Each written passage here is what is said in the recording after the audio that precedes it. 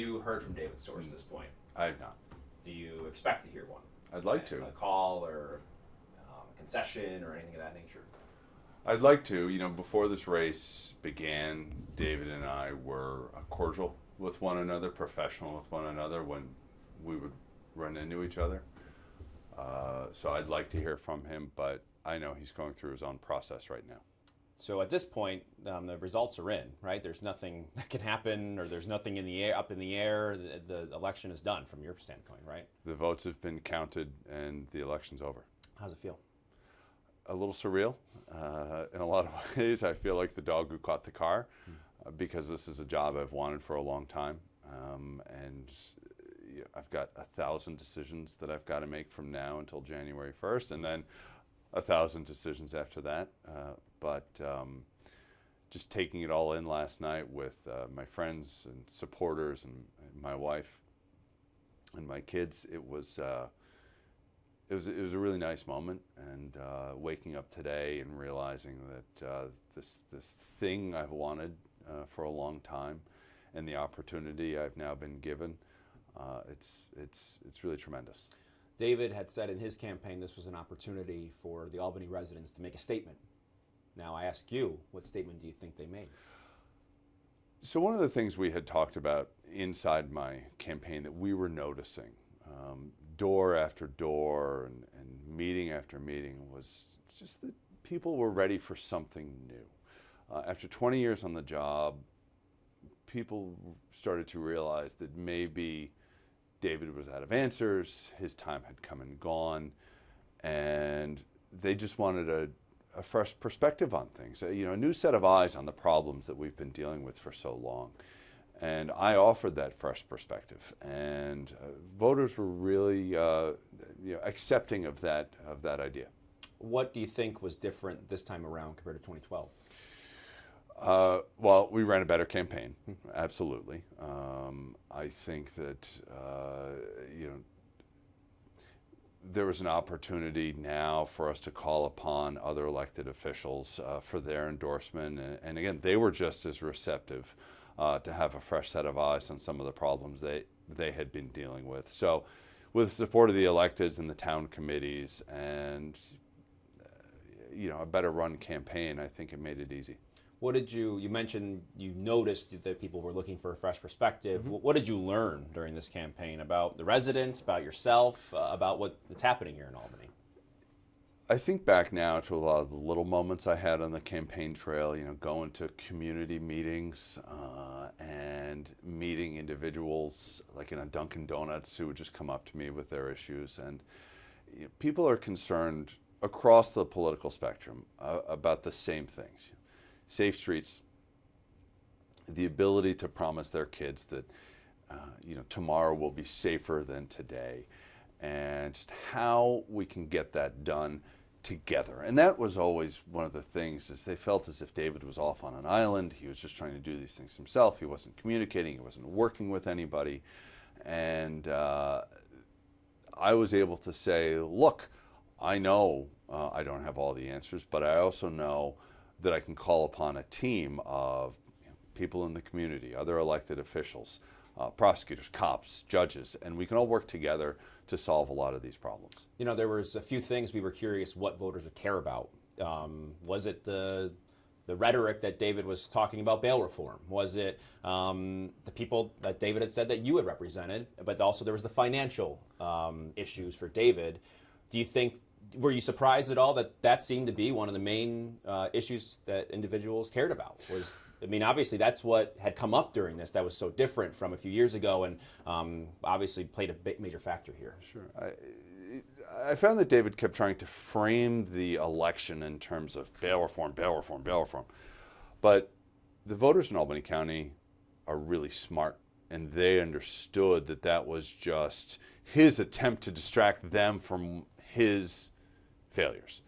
And they understood that there was much larger issues at stake.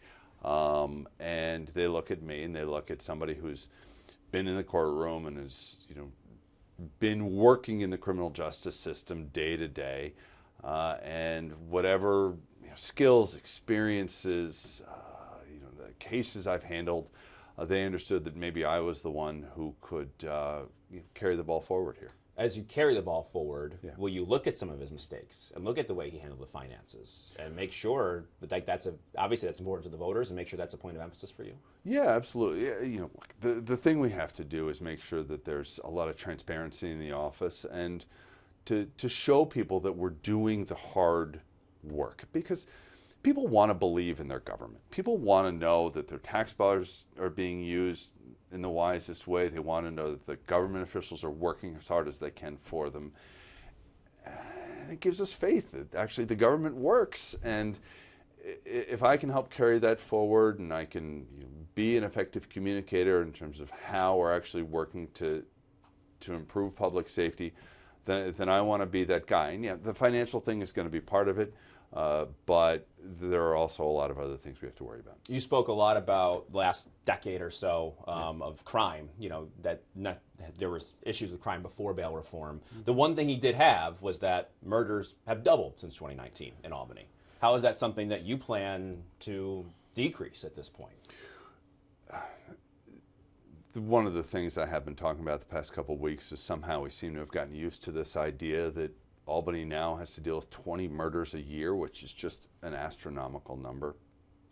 So we need to address violence, and we need to address how all the guns are getting here into Albany. And look, I know some of the victims of murder. I mean, just in the course of me doing my job, you come into contact with some of these people who are now gone, and it's tragic and it's heartbreaking, and it makes me angry as a citizen of Albany.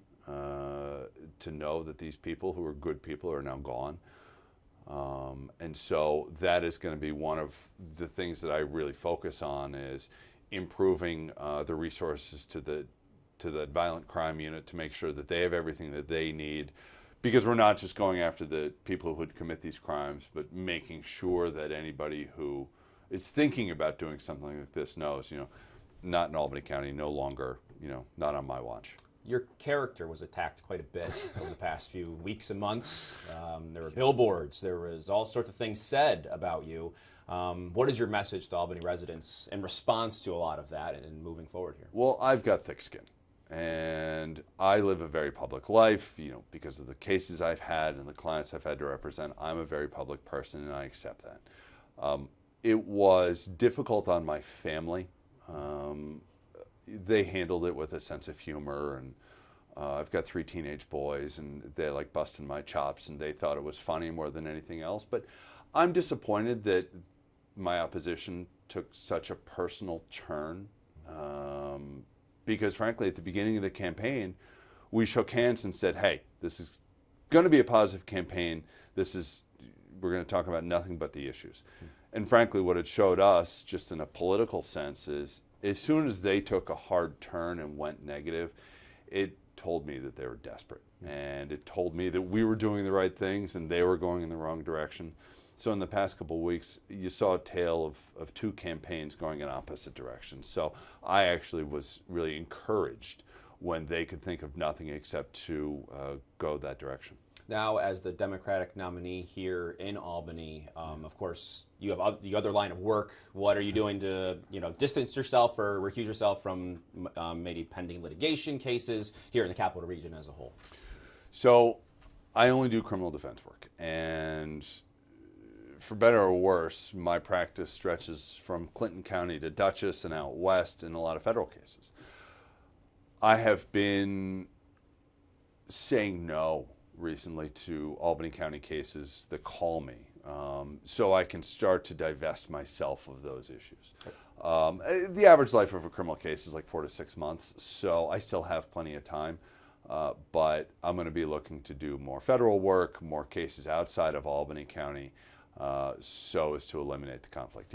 Going forward, obviously, if there are any cases that still need to be resolved, my colleagues in the criminal defense bar have already called and said, hey, Lee, whatever you need to finish out those final cases, they're happy to help, which is great. Is Schoharie still pending? Well, the appeal's pending, but I've got nothing to do with the appeal. Okay. And between now and I believe you're going to have a challenger in November, who's announcing tomorrow.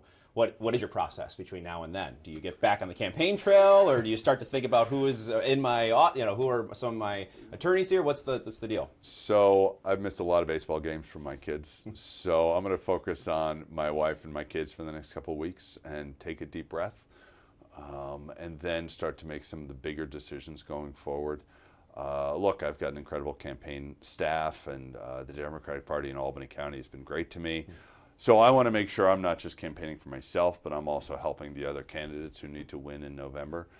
And then, in the back of my mind is how we set up the transition and how we can hit the ground running on January 1st. Is there any preparation you could have in the case right now you have an opponent that hasn't technically accepted the results of a write-in campaign or something of that nature that could be put together?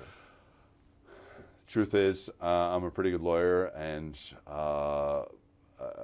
my political skills are coming along, but I'm going to let all those political decisions come down the road.